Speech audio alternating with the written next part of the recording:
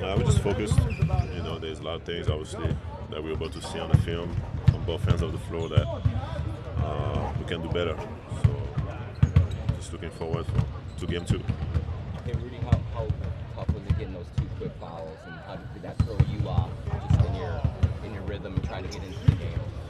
It was tough. I mean, it's been a while since that happened to me in my career. So first foul definitely was a mistake on my end. So second one, I don't think it was really a foul, but first one is I can control the first one. So I just gotta be better. Just gotta be ready for what's coming, and I can't let my team down by getting foul trouble early like that.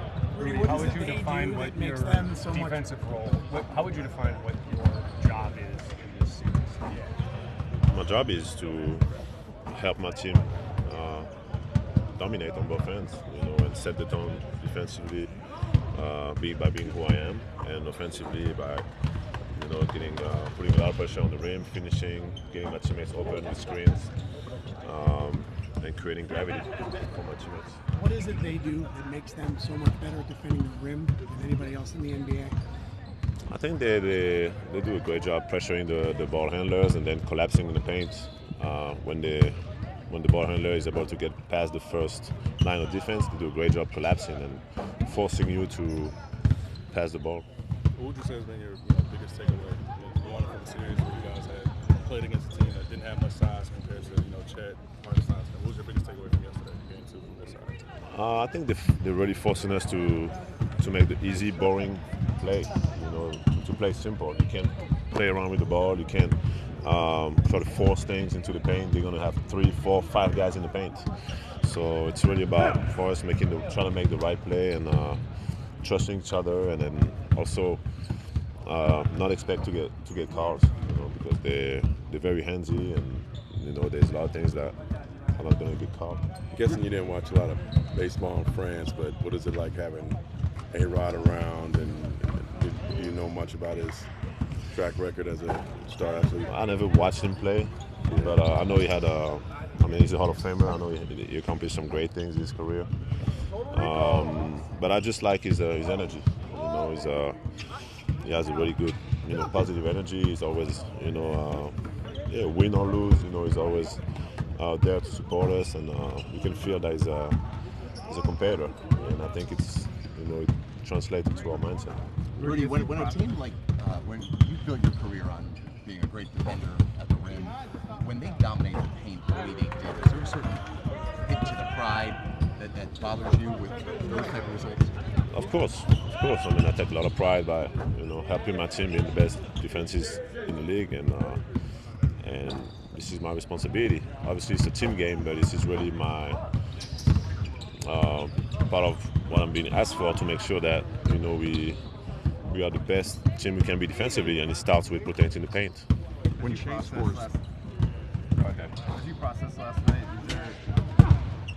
when you look at the game plan, do you feel like it was the appropriate game plan, maybe not the right execution, or do you think there's a different approach you have to take? I think the game plan is fine. I think it's our mindset. I thought first half we did everything we were supposed to do.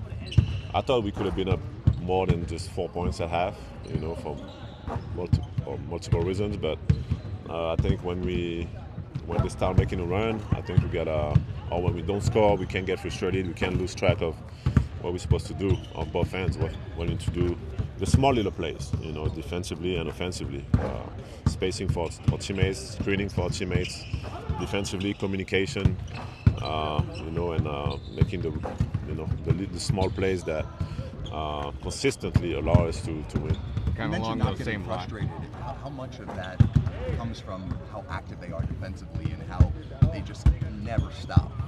Yeah, they're relentless. We knew that. We know they're grabbing, fouling, but we know that we're not going to get all those calls, and we're going to play through that consistently and not let a missed call or missing shots or these things disrupt us from getting to the next play and doing what we're supposed to do. Like you were talking about the game plan a second ago, Shea has 31, but he's 10 and 27 from the field. So you feel like you guys did a pretty good job on him defensively, and what can you learn from that moving forward? I think he shot a lot of free throws, but outside of that, I think I think we made him work. Which is what we want to do. Force him into the toughest shots possible, and make sure we get back in transition, and then try to keep him off the line. We didn't do a great job at that, for many reasons, but I think we definitely gonna be better. Rudy, you guys have proven to be a bounce-back team this whole season. So what kind of confidence does that give you headed into game 2? I mean, I think it's about being present. Whatever happened in the past, happened in the past. Whatever happens tomorrow, happens tomorrow. It's just being ready today and being focused on what can we do today in this moment to win, to help our team win.